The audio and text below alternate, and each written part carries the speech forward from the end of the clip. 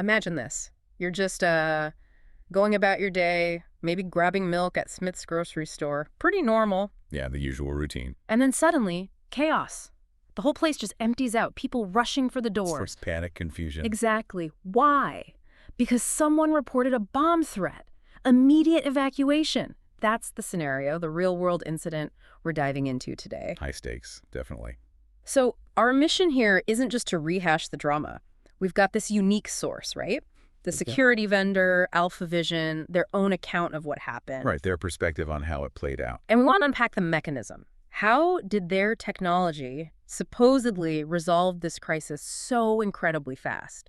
What were the tools? Because that gap, the one between just having a vague description of someone and actually knowing who they are, It's huge. it's everything when public safety is on the line Yeah. and the clock's ticking. Yeah. So for you listening, the real question is about that speed. How did law enforcement go from, someone wearing this to actually identifying a specific person of interest and then confirming everyone was safe almost instantly? Because usually that takes time, a lot of time. Oh, absolutely. You'd typically be stuck maybe for hours just scrubbing through video footage. We're looking at the text shortcuts that, cut through all that. Okay, so let's get into the initial crisis. The source material says this wasn't some clear phone call threat, right?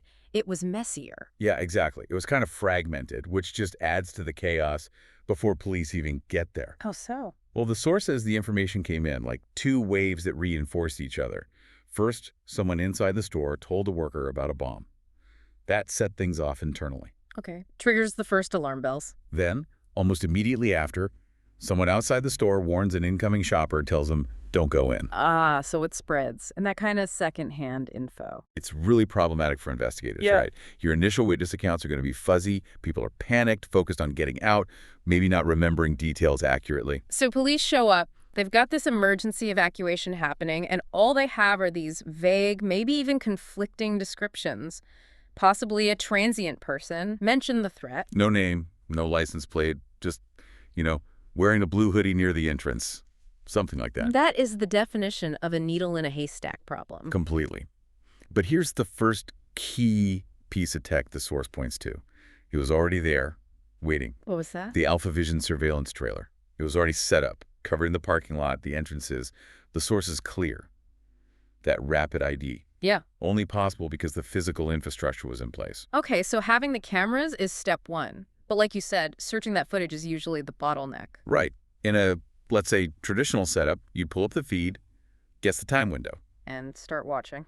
Manually scrolling. For potentially hours, trying to spot someone who matches that vague description. Time you just don't have during an active threat and evacuation.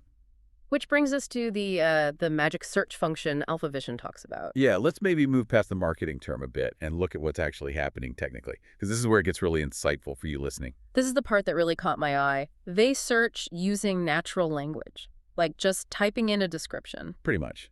How does the system take, simple conversational text and turn that into finding someone in the video? Yeah, how? Well, it's not magic. It's AI and metadata.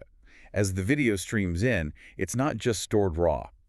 Sophisticated object recognition models are analyzing it constantly. And the system is tagging everything, creating this really rich metadata. It identifies colors, types of objects, hoodie, backpack, car, whatever direction of movement, timestamps. So it's breaking down the visual world into searchable pieces. Precisely. Then, this natural language querying engine, the NLQ, uses some pretty advanced linguistic processing. It figures out the meaning behind your request. Like person in blue hoodie near the entrance around 2 p.m. Exactly. It doesn't just look for the words blue hoodie. It translates your request into a query for that underlying metadata. It searches for tags like color blue, object hoodie, location entrance, time window 1:55 p.m. to 2:05 p.m. Ah, okay. So the speed comes from searching this small indexed set of tags Right. instead of trying to process terabytes of raw video every single time you ask a question. Yeah. That's a massive difference for first responders. It's huge. Absolutely huge. And using this AI-driven process, the operator found the individual in, minutes, not hours. Wow. And the source confirms once they ID'd and located that person using the system, police could make contact really quickly. And determined. Determined the threat was false. There was no bomb. Crisis over. Store cleared to reopen almost right away. Just because they could identify the person so fast? Yeah, sometimes identifying the source of the statement is just as crucial as finding this supposed object. It resolve the immediate danger. Okay, so that handles the reactive part, solving the crisis, clearing the scene. But the source material suggests the system does more. It shifts things towards being proactive. Yes, and this is a really critical transition to understand. Once the immediate fire is out, so to speak, the system's value shifts to longer-term security, to deterrence. Right. You've identified this person. How do you stop this from happening again? Exactly. And the secondary capabilities detailed in the source focus right on that, preventing that individual from causing trouble there again. And the two main tools they talk about are face search and flagging for notification. Let's take face search first. Okay, so you've got this clear, high-res image of the person of interest from the initial search. Now, the system can take that face and search it across its entire historical database. Across all the footage at his store. Potentially months of it, yeah. So you can see, has this person been here before? Is there a pattern? Maybe loitering, maybe involved in other minor incidents you didn't connect before. That gives you context that, well, you'd never get usually without just an enormous amount of manual work. Weeks, maybe? Right. And then comes the really preventative step. The flagging. Saving the face and flagging it. Exactly. You save that face profile into the system.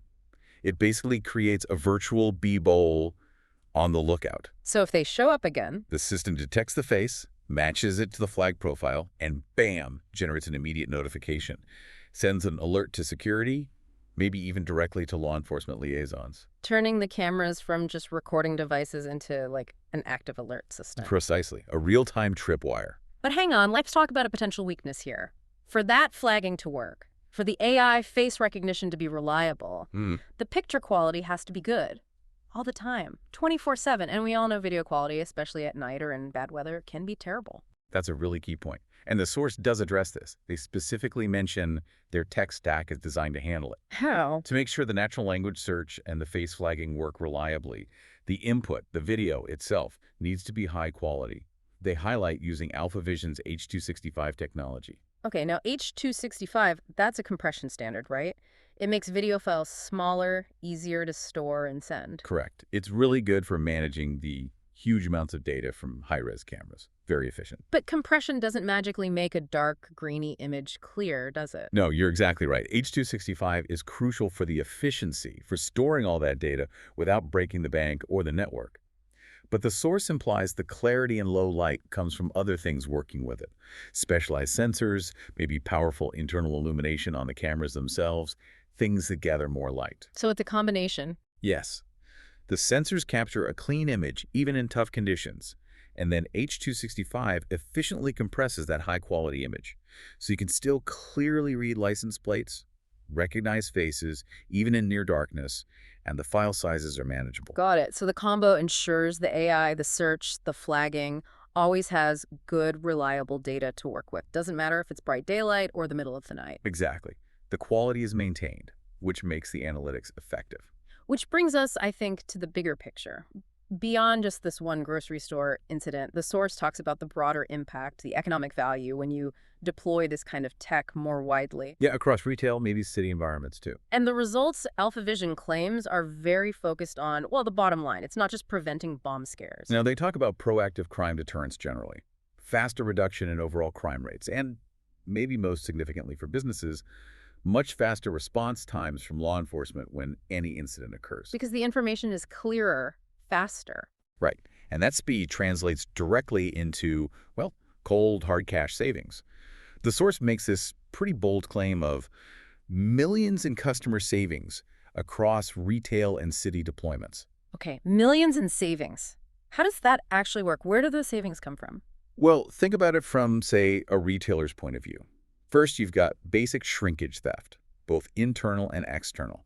Faster ID, faster response definitely helps cut that down. Makes sense. Second, things like insurance costs. If you can prove you resolve incidents way faster, your liability might go down, maybe your premiums too. Okay. But third, and this Smith's incident shows it perfectly, is avoiding business interruption. Like having your store shut down for half a day. Exactly. Imagine if that investigation had dragged on for 4 or 5 hours, which isn't unusual. That's 4 hours of lost sales, employee wages paid for no work, maybe even spoiled goods if refrigerators are off. Big losses quickly. Huge. So by turning a potential 4-hour shutdown into a, say, 15-minute resolution, the economic cost of that crime just plummets. So this whole loop, vague threat, rapid ID using NLQ and clear video thanks to H.265 and good sensors, quick resolution, then setting up proactive flagging. It fundamentally changes the economics of dealing with crime and security incidents. Right. So let's sort of recap for the listener. We've seen how this specialized tech takes just a description, something really vague, and turns it into a confirmed identity, someone actionable. It's not just one tool, it's a system. Solves the immediate crisis, then uses that ID for long-term prevention with things like face flagging. And the key enablers seem to be that speed and clarity, the natural language search, making sense of video fast, paired with video that's guaranteed to be clear enough for the AI to work day or night. Which brings us to our final thought, something for you to chew on.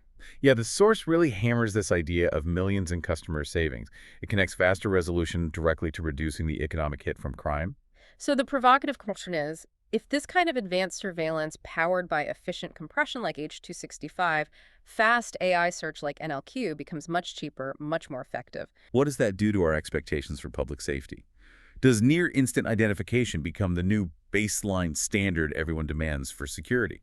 And how does that change economic reality, where maybe preventing loss is suddenly much cheaper, put pressure on traditional policing models or standard security practices, especially in places like retail? What new challenges or maybe even opportunities emerge when the cost of finding someone very, very quickly drops dramatically? That's something to think about.